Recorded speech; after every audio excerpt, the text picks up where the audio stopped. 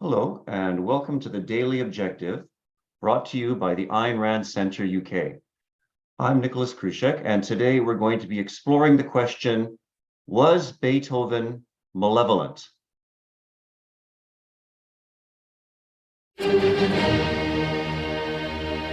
And by the way, if you want to play my drinking game at home, please take a shot every time I use the word malevolent.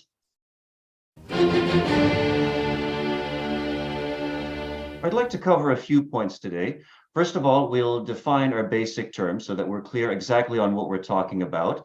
Then I'll give some of my own thoughts on what kind of evidence would need to be offered in making any kind of generalization about a composer's work, about a composer's sense of life. And then I'm going to explore some aspects of how I understand Beethoven's sense of life, or at least the essential aspects of his sense of life as it developed during the crucial periods of his career. For those of you who want to refer to the particular comment or particular discussion that I'm referring to in this episode, I would suggest you check out the book Ayn Rand Answers, the best of her Q&A, specifically page 226 of the paperback edition. So let's begin with our basic definition. What do we mean by malevolent? The definition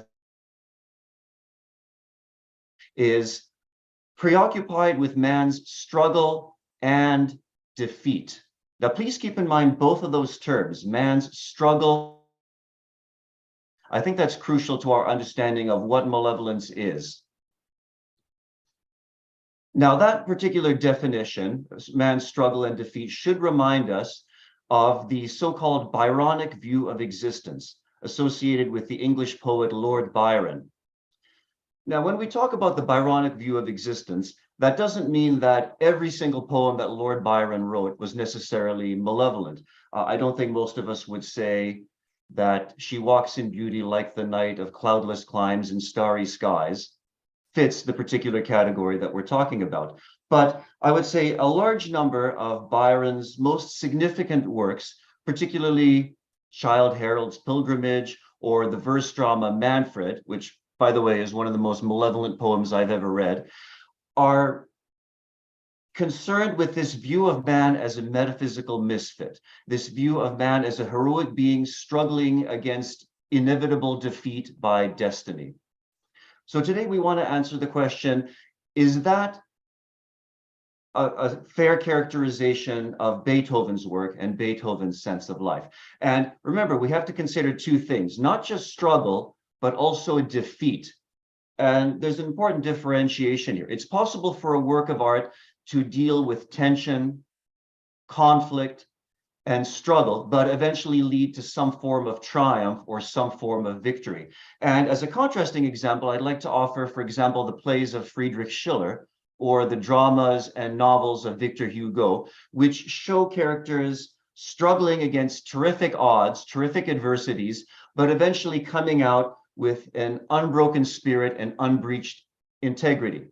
And it's worth noting that most of Schiller's plays and most of Hugo's plays and novels end tragically. They end with the death of the protagonist, but the protagonist nonetheless preserving his integrity and his spirit. And therefore, there's something uplifting, something life-affirming about these works of art, which takes them out of the realm of the malevolent. So please, let's keep that in mind as we continue to discuss Beethoven's work. But considering the sense of life of a piece of music is much more difficult because music by its nature is a non-conceptual, non-representational art form. There's another challenge as well. Beethoven was a prolific composer. He wrote 9 symphonies, 16 string quartets, 32 piano sonatas, and many, many other works. If we want to make any kind of generalization about Beethoven, we have to take into account a representative sample of his works, preferably in different genres, so we can arrive at some sort of fair characterization of his work.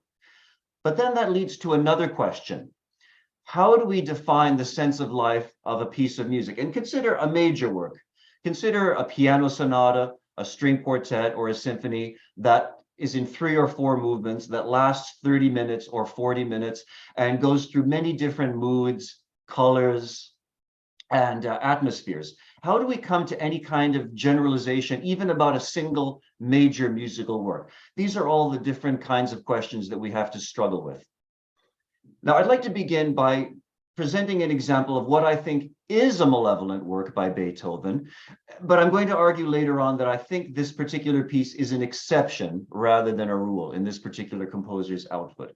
I'd like to begin by describing and playing for you a little bit of the Coriolan Overture. Composed in 1807, the Coriolan Overture is based on the same subject as William Shakespeare's play Coriolanus.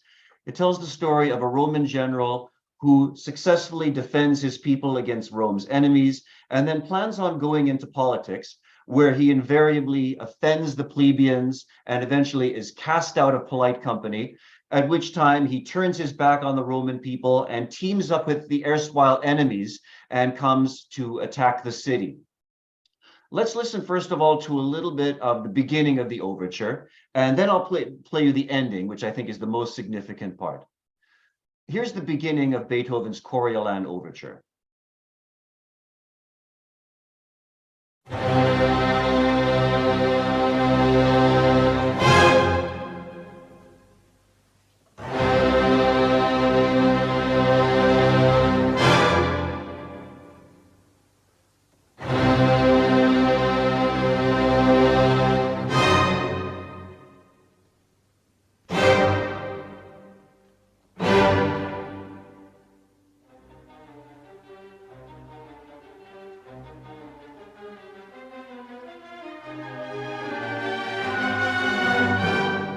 Certainly very tough, aggressive, and combative music.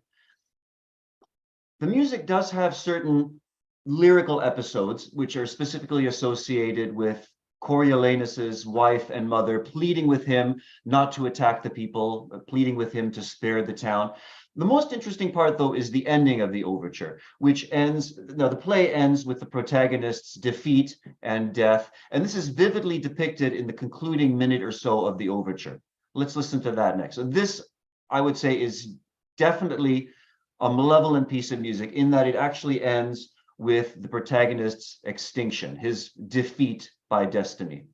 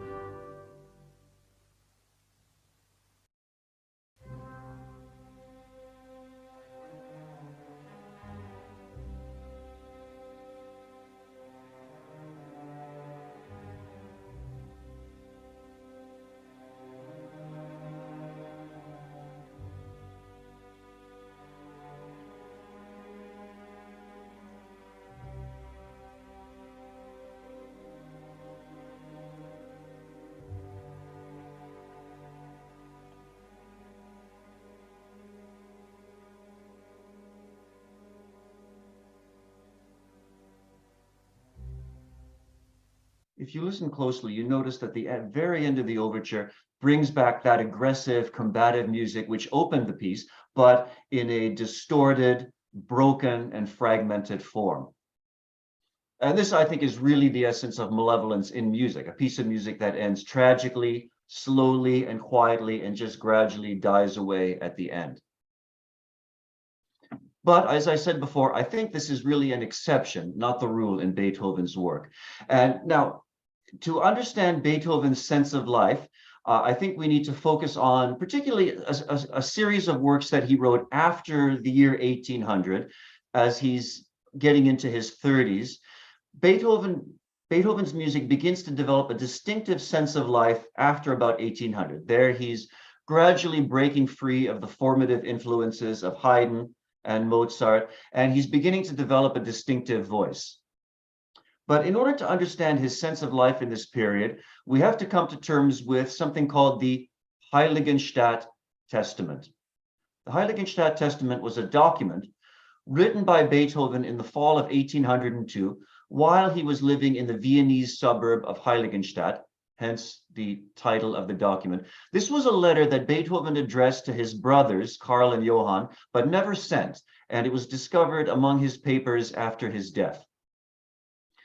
In the Heiligenstadt Testament, Beethoven reports something that had been alarming him for a couple of years, namely the gradual deterioration of his faculty of hearing, something which is a terrible tragedy for anybody, but for a musician is an absolute catastrophe. And at the beginning of the Testament, Beethoven addresses the fact that many people were beginning to regard him as antisocial, as misanthropic, and he says, "Oh, you do me wrong. I would gladly mingle with you, gladly have intercourse with other people, except for this infirmity which is beginning to creep upon me." And he says specifically, how could it be that I'm losing this one particular sense which should be more perfect in me than in other men, namely the sense of hearing?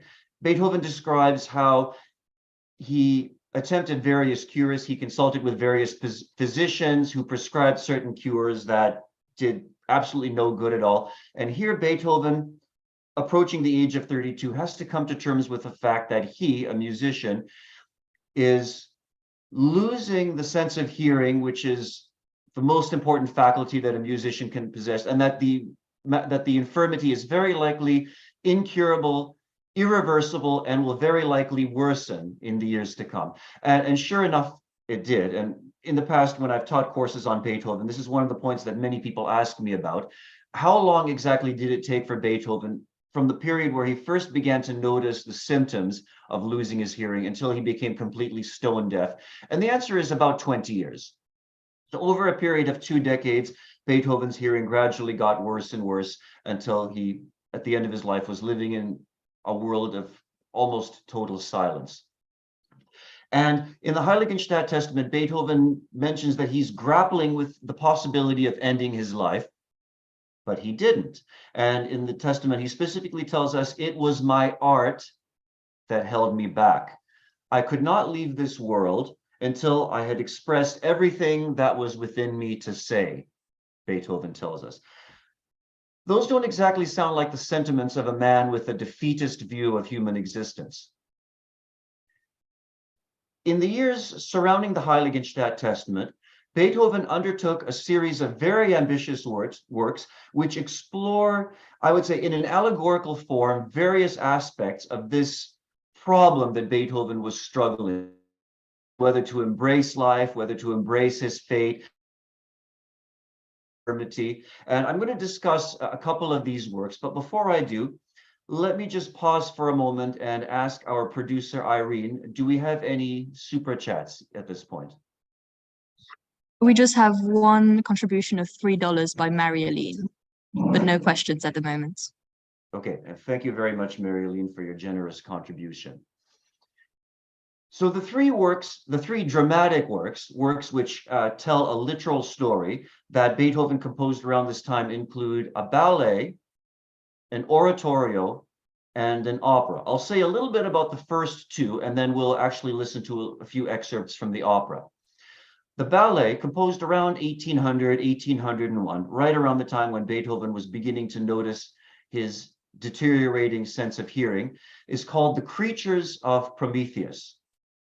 The protagonist in this story is the Greek god, the Titan, who famously stole the fire of the gods and gave them to mankind, for which he was recompensed by Zeus by being bound to chained to a rock and having his liver eaten by a vulture.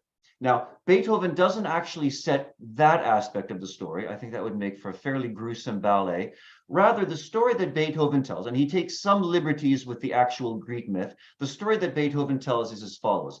At the beginning of the ballet, Prometheus has escaped from the wrath of Zeus. He's escaped from the thunderbolts of the god, and he's got the first man and woman. He's got these two figures, these two creatures that he's created, and he's wondering what to do with them. And at first, Prometheus is disappointed with the first man and woman. He sees that they don't really have souls, and at one point contemplates destroying them, but then he takes pity on them and he decides, aha, I'm going to go up to the peak of Mount Parnassus. I'm going to visit Apollo and the Muses, and I'm going to try and instill my creatures with the virtues of civilizations, teach them the arts, the sciences, the manners, and try to create proper beings out of them, which is exactly what Prometheus does. And the message here is, I think Beethoven here is presenting a kind of an allegory of himself as an artist bestowing his gifts of wisdom and beneficent art on mankind, and doing so at great personal cost, at great personal risk.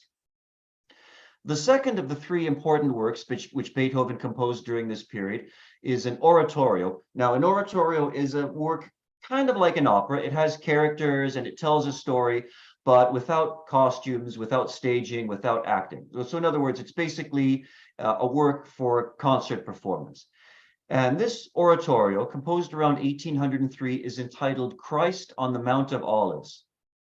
It tells the story of Christ's agony in the Garden of Gethsemane on the eve of his crucifixion. And if you've read the Gospels, you know that Christ very famously says, "Father, if it be possible, let this cup be taken from me, but not as I will, but according to thy will." So he's possessed by fear of what's facing him, his arrest, his trial, his crucifixion, and he's wondering, is it really necessary to go through with it? And of course, as Beethoven presents in the oratorio, ultimately he does. Ultimately, he does agree to undergo this trial for the salvation of the human race. The sacrificial, altruistic message of this oratorio may not sit very well with us today, but we need to understand it from the point of view of Beethoven and his contemporaries, who would have found this message very uplifting and very life-affirming, that in the oratorio Christ on the Mount of Olives, the protagonist is saying no to fear, no to his misgivings, and yes to courage and to the resolution to do what is necessary. And this, I think, ties in with the struggle that Beethoven himself was going through around the time that he wrote the Heiligenstadt Testament. Should I embrace life? Should I do battle with my fate and give what I have to give to my art and to the future of music? The third of the very important works that Beethoven composed in this period, where he was beginning to establish a definitive sense of life, is his only completed opera, Fidelio, which was composed and had its premiere in the year 1805.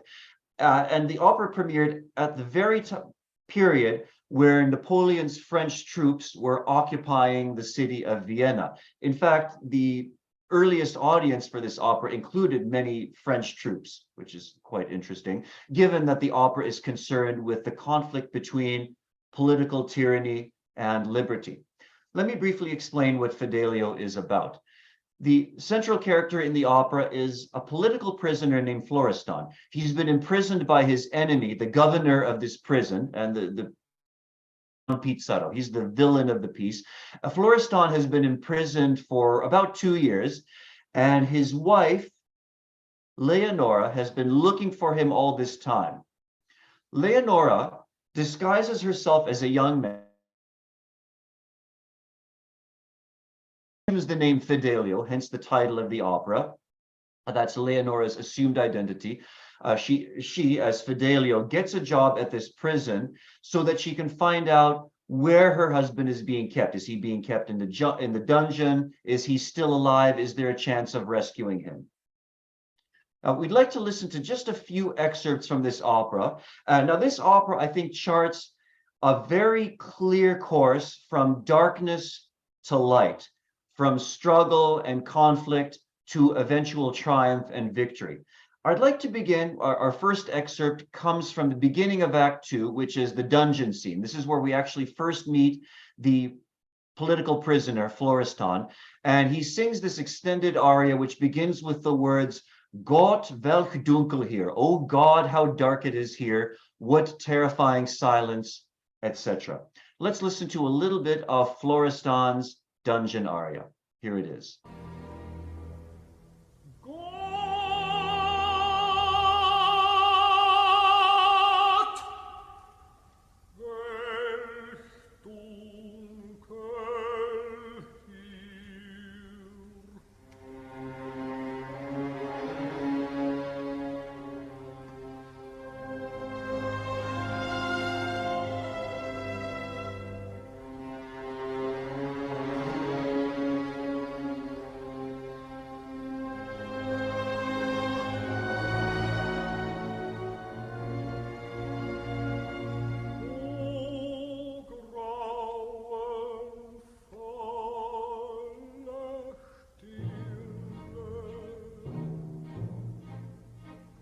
would say this is without a doubt some of the darkest, gloomiest music that Beethoven ever wrote.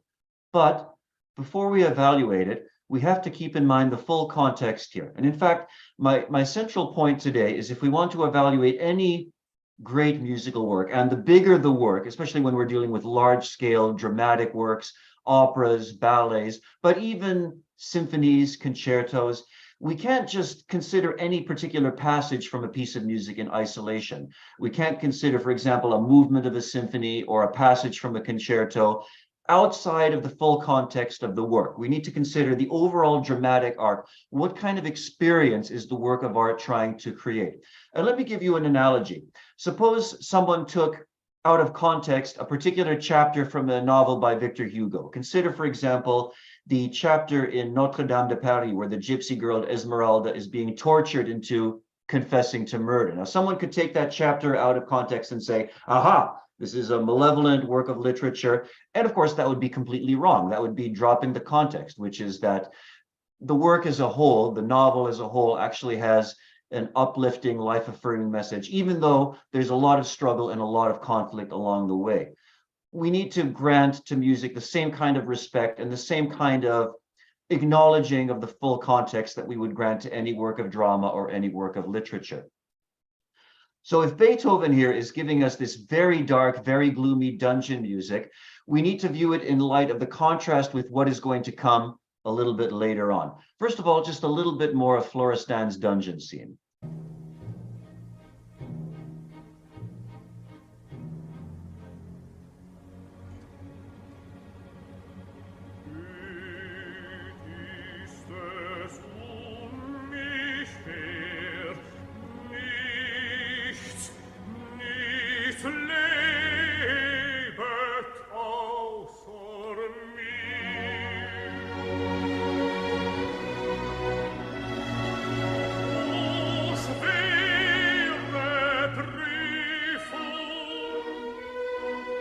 In that last passage, Florestan was describing how the dungeon surrounding him is completely deserted. There's no sign of life. And his concluding lines there, "O schwere Prüfung," means, "Oh, sore trial." He's here in a state of extreme anxiety. And shortly after this, he has his actual lyrical aria where he says, "In the springtime of life, fate betrayed me." So here he's at the absolute low point of his life.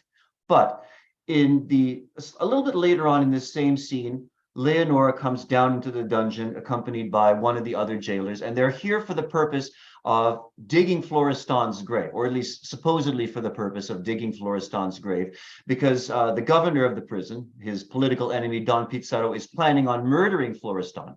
Of course, Leonora will have none of that. She's planning on rescuing her husband. She's got a revolver concealed in her vest. And when Pizarro finally comes to do the nasty deed, to put Florestan out of his misery, Leonora draws her gun and says, "First kill his wife." And then there's a stunned silence, a lot of consternation on the part of the various characters. Florestan can't believe what's going on. And at that very moment, we hear the sound of trumpets from offstage, signaling the arrival of the minister, Don Fernando, who has come to inspect the prison and release all the men who are being imprisoned unjustly. And that Leonora and Florestan break into their joyous, exuberant duet, "O namenlose Freude," which means "O inexpressible joy." So notice the incredible contrast between this number, the final duet when Florestan and Leonora are reunited in joy, the contrast between that and the dungeon music that we heard a moment ago.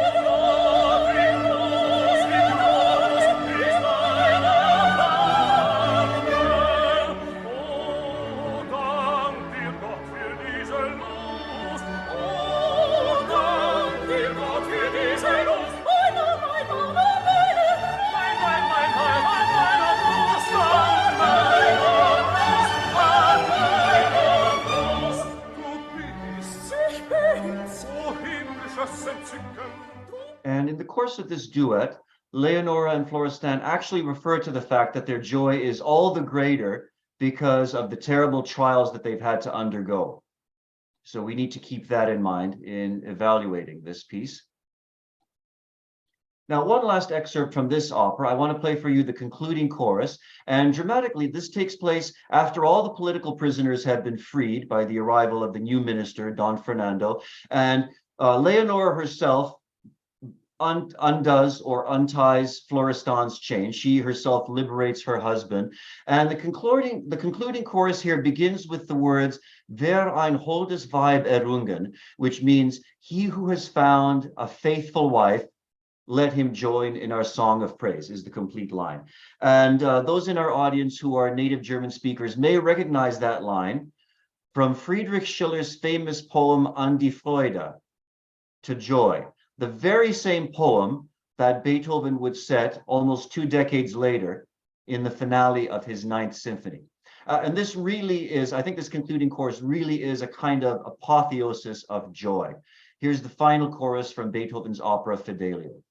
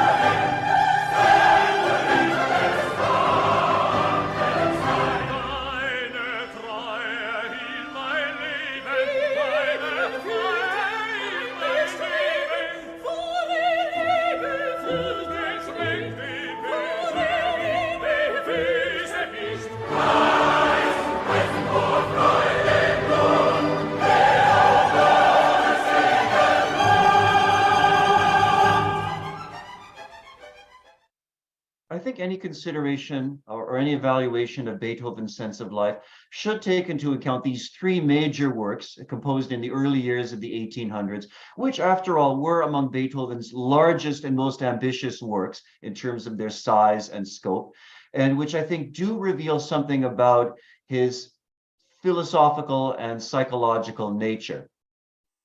But again, any complete analysis of Beethoven's sense of life has to take into account works from his other periods, including Beethoven's final period, the works that he composed in the last decade of his life, including the late piano sonatas, the Missa Solemnis, the late string quartets, in which Beethoven gradually moves towards a less worldly orientation, a more kind of mystical or spiritual kind of orientation. And those are works which have notoriously posed a lot of difficulties for listeners and commentators. Now, a few final points. I mentioned that the necessity in evaluating a single piece of music of keeping in mind the full context of considering not just isolated passages or isolated movements from a symphony, a sonata, etc., but considering the dramatic arc of a work as a whole. And I think a corollary to that is that in evaluating any particular composer, we have to try to take that composer's entire output into consideration. But what I'm saying here is by no means obvious or self-evident. And so I don't think it would be fair to say that the interpretation of Beethoven as malevolent is outrageous or inexplicable. On the contrary, Beethoven's contemporaries had a lot of difficulty with his music.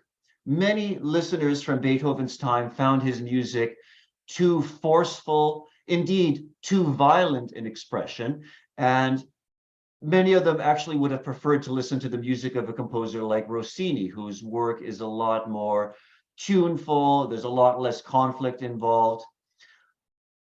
What I'm arguing here is that to really understand Beethoven, we can't just view the struggle and the conflict in isolation. We have to consider the total experience that Beethoven is trying to create, which I think is best encapsulated by the Latin phrase per aspera ad astra. Per aspera ad astra means through struggles to the stars. And that, I think, is really the essence of, maybe not all, but a lot of Beethoven's work. Certainly the 3 major dramatic works that I've talked about today, and also the symphonies, like the Eroica Symphony, the Symphony Number 5, and many of the other works, where there's this progression from a first movement, which is in a minor key, very stormy, very tempestuous, a lot of tension, a lot of conflict, towards an eventual blaze of major mode, triumphant glory. And this would actually be a kind of symphonic paradigm or a symphonic archetype in the 19th century. And I use the term archetype because many later composers, many composers after Beethoven, followed his example. And the touchstone here, I would say, is Beethoven's Fifth Symphony, which begins with despair and struggle and eventually builds towards a kind of real affirmation, a real triumphant affirmation. And this plan, this symphonic paradigm, was followed by later composers like Anton Bruckner, Johannes Brahms, Pyotr Ilyich Tchaikovsky, Gustav Mahler, just to mention a few 19th century examples, to say nothing of even some 20th century examples. So before I conclude with some final words, let me just ask again, Irene, do we have any other comments, questions, super chats, or announcements? Yes, we have a few super chats. There's Jan Nicolini with $, Jonathan Honig, $0.99. There is Regina with €2, sorry. Christopher Smith with $2 CAD, 99. Catherine Casio, $1.99 with a comment, learning more appreciation for this talented man. And then finally, Marie-Aline with $5 has a question. Are there any modern theories about what caused Beethoven's deafness? Well, thank you all for the generous super chats and donations. That's a very good question. There have been conflicting theories about the cause of Beethoven's deafness. I don't think it's possible to resolve that definitively. There was actually a book about this called Beethoven's Hair. I kid you not. Somebody somehow found a sample of Beethoven's hair and tried to analyze it for mercury or other trace elements. It's possible that Beethoven may have suffered from some kind of syphilitic infection earlier in life, not at all common for artists and other creative people in the 18th, 19th century. And of course, syphilis was at that time treated with mercury, and that this is a case of the treatment being worse than the disease, because syphilis, the mercury caused all sorts of problems. For example, we believe that another great German composer, Robert Schumann, may have gone insane, may have lost his reason because of mercury poison as a result of treatment for syphilis.